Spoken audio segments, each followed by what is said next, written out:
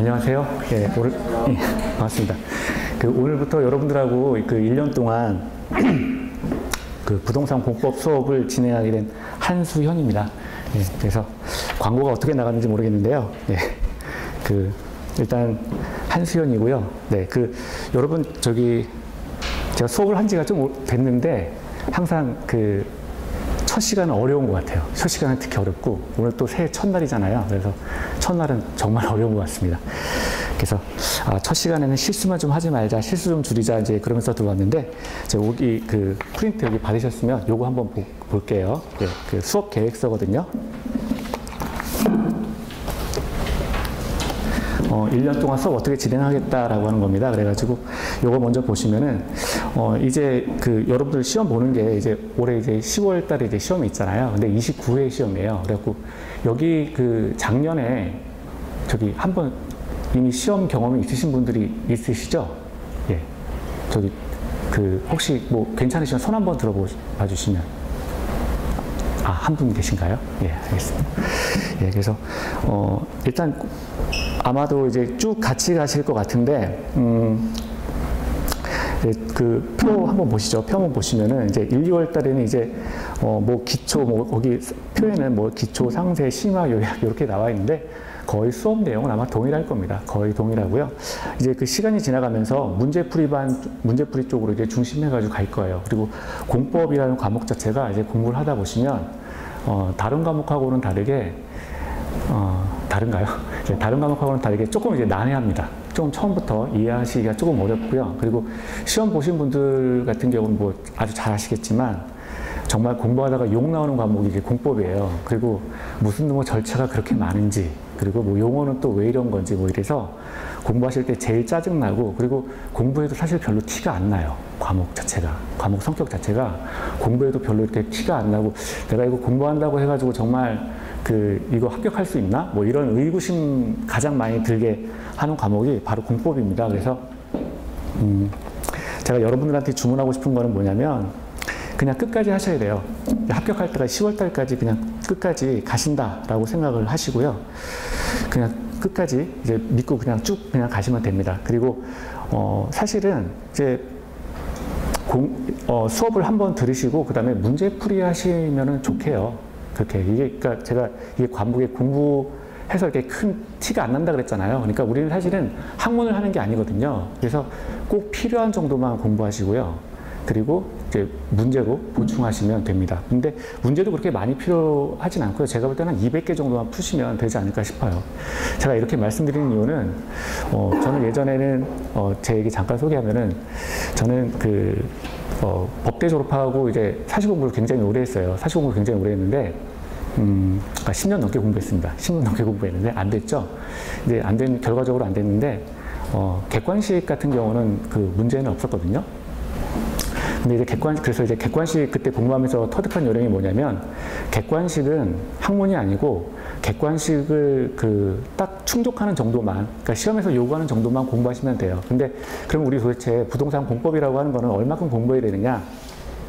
16개만 맞추세요. 16개. 40문제. 여러분들 시험 보는 게 이제 40문제 시험을 봐요. 40문제 시험을 보는데 그 가운데 16개만 맞추시면 됩니다. 16개. 그래서 16개면은 40점이거든요.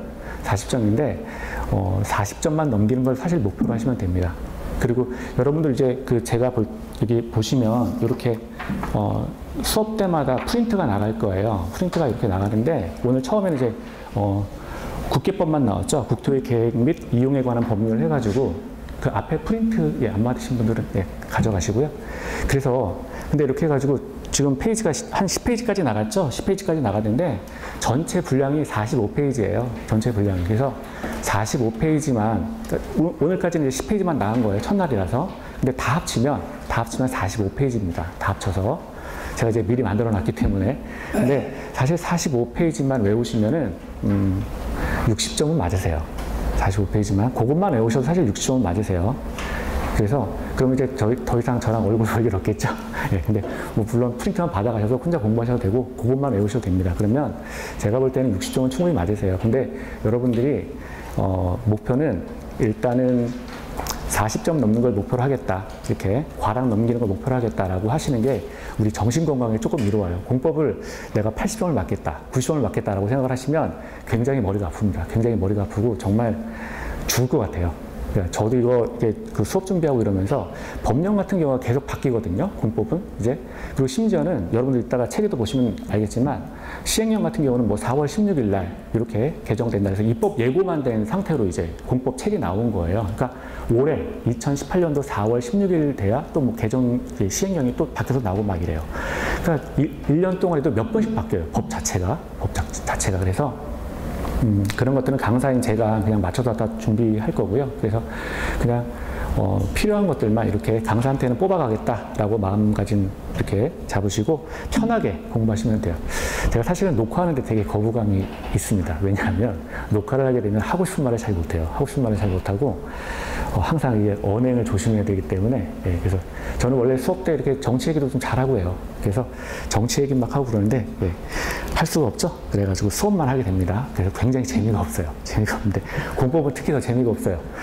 그래서 어쨌든 여러분들께서 목표는 뭐냐면 저랑 같이 하시면 문제풀이하고 하시면 70점은 맞추실 거예요. 70점은 충분히 넘어가실 거예요. 공법에서.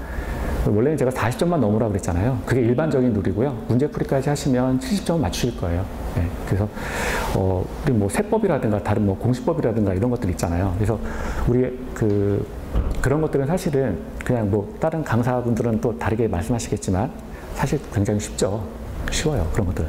그래서 그런 것들은 뭐 80점, 90점, 100점 맞으셔도 됩니다. 근데 공법 같은 경우는 제가 공법 강사라서 하는 얘기가 아니라 이건 정말 정말 공부하시다가 욕 나와요. 욕 나오는 과목이어서 40점 넘기는 걸 목표로 하십시오. 그리고 이제 거기 그 강의 계획에서요, 6월까지 가면은, 그러니까 우리가 3순환을 돌아요. 지금 1, 2, 3, 4, 5, 6 해가지고, 한 순환이 이제 8회 강의씩인데, 6월까지는 30점만 맞추세요. 6월까지는 그냥 그때까지는 뭐 제 생각에는 다른 문제를 풀어보겠다 이런 거 하지 마세요. 그냥 여러분 교재가 보면은 이게 비교적 얇은 거예요. 박물관에서 나오는 책 같은 경우는 거의 1000페이지가 넘죠. 1000페이지가 넘는데 이 책이 얇은 겁니다. 얇은 거여서 그냥 이 책을 기본서를 계속해서, 그러니까 사실 이 책을 한두 번 봐서 알 수가 없어요.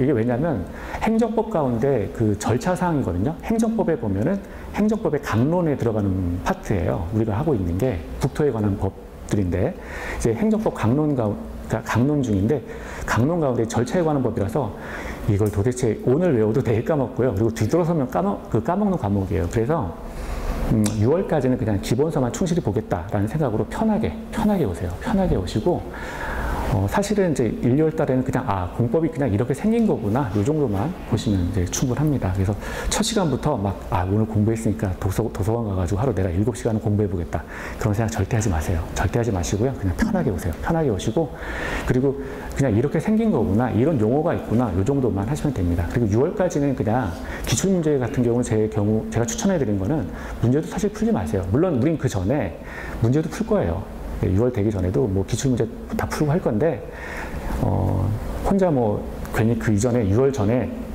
기본서 이전에 기출문제 먼저 해보겠다 뭐 이렇게 학부열에 불타서 민법 가세요. 민법 그렇게 하시고요.